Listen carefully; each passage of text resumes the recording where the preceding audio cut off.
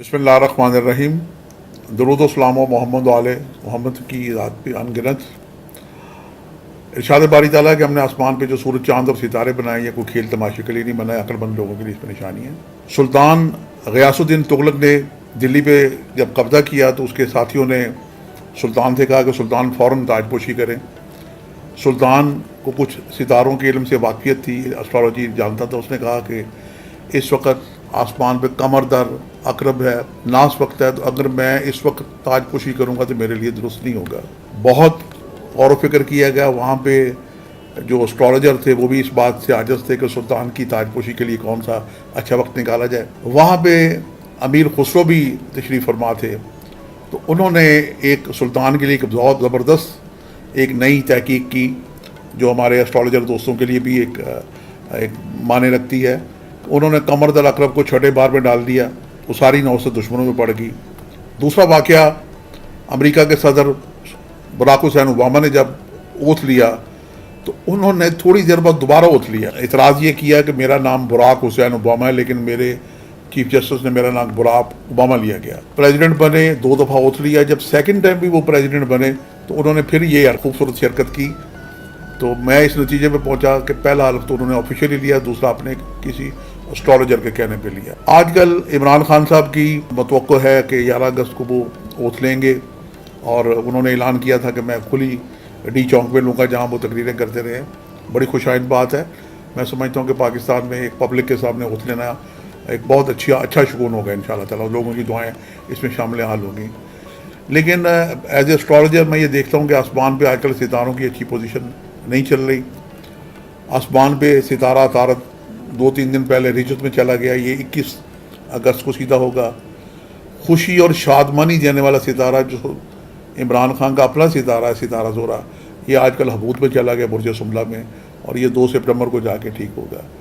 इसके अलावा अगस्त में, जून जुलाई अगस्त में तो मरीख और केतु का जायचे के 9वें घर अदलिया के घर में किरान हो चुका है। अब ये दोबारा अगस्त में फिर होने जा रहा है, 14 से 28 अगस्त को होगा। तो ये सारे वक्त अच्छे नहीं है। मैं समझता हूँ कि ये अगर इमरान खान का हल्फ सितंबर में होता तो ज़्यादा अच्छा होता। अब इसका एक इल्मी एक हल मैं हदिया करता हूँ। हमारी जो भाभी हैं बुशरा इमरान खान साहिबा, वो ज़्यादा यकीनन फ़िक्रमंद होंगी कि उनकी वजह से लोग समझते हैं कि वो इक़्तिदार में आए। बहुत सारे पीटीआई के वोटर्स हैं, मोहब्बत करने वाले लोग हैं, उनकी ख्वाहिश होगी कि इमरान खान अपना इक़्तिदार का दौर पूरा करें। ये सारी बातें तभी हो सकती हैं कि वो यकीनन हल्फ लें, क्योंकि ये बड़ा ज़रूरी हल्फ लेना। सदर ममनून हुसैन यकीनन उनसे हल्फ लेंगे, उन्हें हल्फ लेना चाहिए। लेकिन मेरी एक तजवीज़ हदिया है कि अगर वो चाहते हैं इमरान खान कि वो अपना 5 साल दौर पूरा करें, दोबारा एक नए सदर पाकिस्तान के जब बन जाएंगे, दोबारा नॉमिनेट किए जाएंगे सितंबर के बाद, तो मैं समझता हूँ कि उन्हें एक अच्छे टाइम पे दोबारा उठ लेना चाहिए, क्योंकि ये सारे सितारे आसमान की गर्दिश से निकल आएंगे। अभी मैं कल परसों सुन रहा था कि सिंध के जो हमारे दोस्त हैं मंजूर बसान साहब, उन्होंने ख्वाब देखा कि इमरान खान अपना हुकूमत पूरा नहीं कर सकेंगे। आज मैं जवेद चौधरी साहब का तबसरा सुन रहा था कि क्रिकेटर हैं, वो खेलते खेलते थक जाएंगे तो उनकी विकेट गिर सकती है। ये सारी बातें लोगों की तज्जियात अपनी जगह पे, लेकिन बस ये एस्ट्रोलॉजर, मैं ये बात हदिया करता हूँ उन वोटर्स से जिन्होंने इमरान खान को वोट दिए हैं।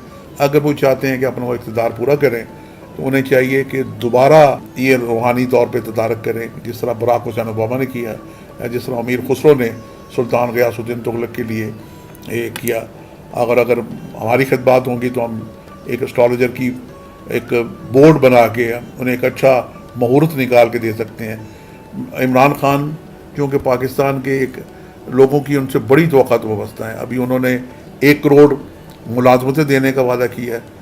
मैं समझता हूँ कि अगर अच्छे टाइम पे वो ओथ लें तो वो 1 करोड़ की जगह 2 करोड़ भी लोगों को रोज़गार दे सकते हैं।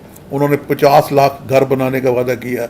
मैं समझता हूँ कि 50 लाख की जगह 1 करोड़ घर बना के दे सकते हैं।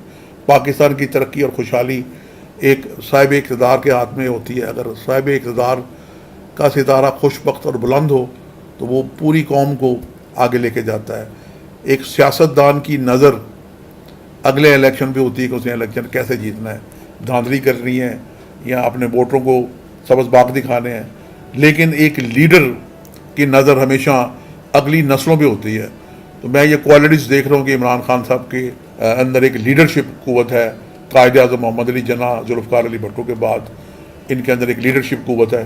تو میرا ان سے ایز اے ایک پاکستانی، ایک دوست، ایک محب وطن اسٹرالوجر ہونے کے ناطے انہیں مشورہ ہے. چونکہ صدر ممنون حسین کی مدت ملازمت غالباً سپٹمبر میں ختم ہونے والی ہے، تو جب یہ اپنا نیا صدر منتخب کریں تو ایک بڑا پیارا لطیف حال ہو سکتا ہے کہ وہ اپنے صدر سے دوبارہ وزیر اعظم کا اوتھ لیں. تو یہ ایک بڑی اچھی ریمیڈیز ہے. یقیناً اس ریمیڈیز کے کرنے سے وہ اپنا دور جو 5 سالہ دور ہے اسے پورا کر پائیں گے، اور جو ان کے ٹارگٹس ہیں انہیں بآسانی اچیو کرنے کی قوت اور صلاحیت انشاءاللہ پا سکتے ہیں. ہم ایک کشادی کرنی ہو تو اچھا وقت دیکھتے ہیں، کوئی اچھا کام کر رہا ہو تو ہم اچھی تاریخ دیکھتے ہیں. پرانے زمانے میں لوگ چڑھتے چاند میں شادیاں کرتے تھے 1 سے 14 تک. تو 14ویں کے چاند میں بھی ایک بڑی ایک اپنی سار انگیزی ہوتی ہے، خوش بختی ہوتی ہے. تو جو لوگ اسٹرالوجی سے واقف نہیں ہیں تو انہیں نقطہ ہدیہ ہے کہ 1 سے 14 تک چڑھتے چاند میں بھی اگر کوئی کام کیا جائے تو وہ بھی باعث برکت ہوتا ہے. اگر عمران خان دوبارہ حلف نہیں اٹھاتے، چونکہ اس وقت ستارے اچھے نہیں چل رہے، انہیں سخت اپوزیشن کا سامنا کرنا پڑے گا. ان کے خلاف نان کانفیڈنس کا ووٹ آ سکتا ہے اور انہیں مشکلات سے واسطہ پڑ سکتا ہے، اور انہیں سکون سے حکومت کرنے نہیں دی جائے گی. یعنی خراب سے خراب بات میرے منہ میں خاک، ان پہ قاتلانہ حملہ بھی ہو سکتا ہے. تو میری دعائیں ہیں کہ یہ اس کی ریمیڈیز کریں، اپائے کریں.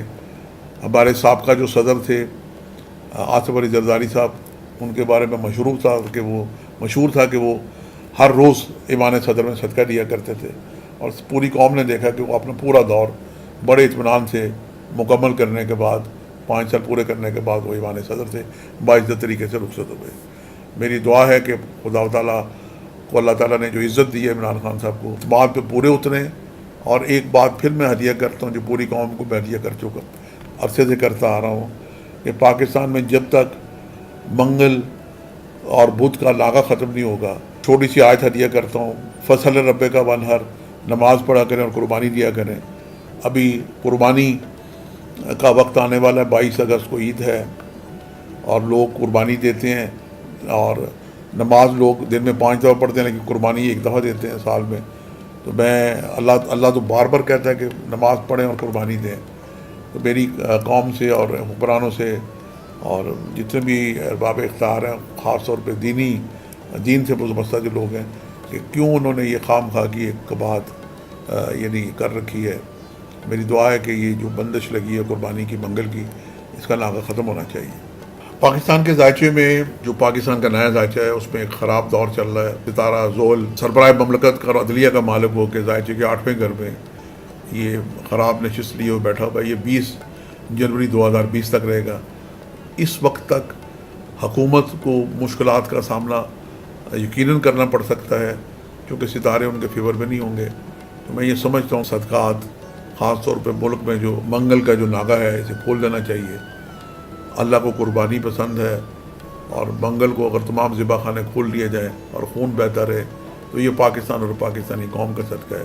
ایک چھوٹی سی ریمیڈیز کرنے سے پاکستان میں امن اور سکون بھی قائم ہو سکتا ہے، اور جو حکومت اس پہ عمل کرے گی میں سمجھتا ہوں کہ وہ یقیناً فیضیاب ہوگی، اپنا دور آسانی سے پورا کر سکے گی. جو دوست جنہوں نے پی ٹی آئی کو بھرپور ووٹ دیے ہیں اور جو آزاد امیدوار ان سے الحاق کر رہے ہیں، میری سب کے لیے دعائیں ہیں کہ وہ جو حکومت بننے والی ہے مضبوط حکومت بنے، پاکستان خوشحال ہو. پاکستان کا یہ یوم آزادی کا مہینہ ہے. میں تمام پوری قوم کو یوم آزادی کی مبارکباد پیش کرتا ہوں. خدا حافظ.